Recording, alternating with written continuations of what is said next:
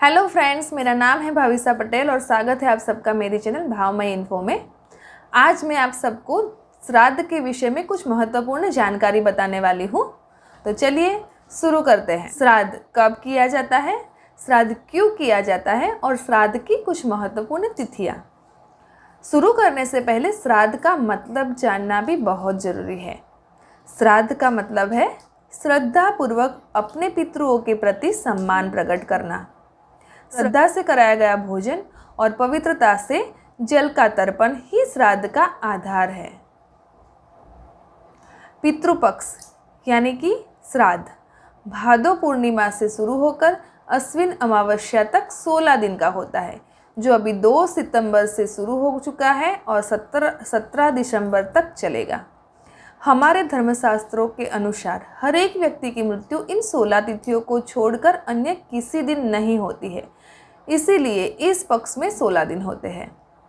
हिंदू धर्म में कई तरह की परंपरा और रीति रिवाज और संस्कार होते हैं। हिंदू धर्म में किसी की जन्म से पहले यानी गर्भाधारण और मृत्यु के बाद भी कई तरह के संस्कार और कर्मकांड किए जाते हैं। इन्हीं में श्राद्ध कर्म और पितृपक्ष एक प्रमुख तिथि और संस्कार माना जाता है। वैसे तो हर महीने की अमावस्या तिथि पर पितरों का श्राद्ध और तर्पण किया जाता है, लेकिन पितृपक्ष यानी कि श्राद्ध पक्ष में पितरों का तर्पण करना बहुत ही अच्छा और शुभदायक माना जाता है। यह भी मान्यता है कि इस पक्ष में पितृ देव यानी कि स्वर्ग लोक से धरती पर अपने परिवारजनों से मिलने के लिए आते हैं। पुराणों के अनुसार मृत्यु के देवता यमराज श्राद्ध पक्ष में जीव को मुक्त कर देते हैं ताकि वे स्वजनों के यहाँ जाकर तर्पण ग्रहण कर सकें।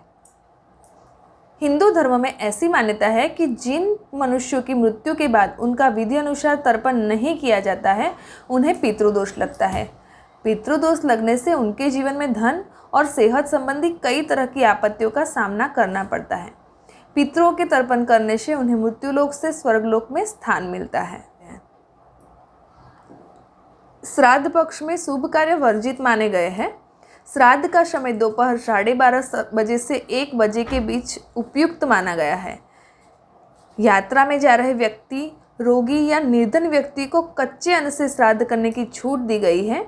कुछ लोग कौवे, कुत्तों और गायों के लिए भी अंश निकालते हैं। कहते हैं कि ये सभी जीव यम के काफ़ी नज़दीकी हैं।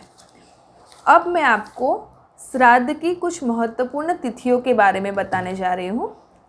वैसे तो जिन लोगों के सगे संबंधियों और परिवार के सदस्यों की मृत्यु जिस तिथि पर होती है, श्राद्ध यानी कि पितृपक्ष में पड़ने वाली उसी तिथि में ही उनका श्राद्ध करना चाहिए। परंतु कुछ स्थितियों में ये तिथियाँ बदलती हैं, जैसे कि जिस महिला की मृत्यु पति के रहते ही हो गई हो, उन महिलाओं का श्राद्ध 9वीं तिथि को किया जाता है। ऐसी महिला जिसकी मृत्यु हो चुकी है पर उसकी तिथि पता न हो तो उसका भी श्राद्ध मातृनवमी को ही करने का विधान है। आत्महत्या, विष और दुर्घटना आदि से मृत्यु होने पर उन पितरों का श्राद्ध चतुर्दशी को किया जाता है। पिता के लिए अष्टमी तिथि उपयुक्त मानी गई है। अगर किसी कारणवश अपने परिवारजनों की मृत्यु की तिथि याद न हो तो सर्वपितृ अमावस्या के दिन श्राद्ध करना उचित माना गया है। तो ये थी श्राद्ध के विषय में कुछ जानकारी। ऐसी ही महत्वपूर्ण जानकारी के लिए मेरे चैनल को सब्सक्राइब कीजिए और लाइक कीजिए और शेयर कीजिए। Thank you.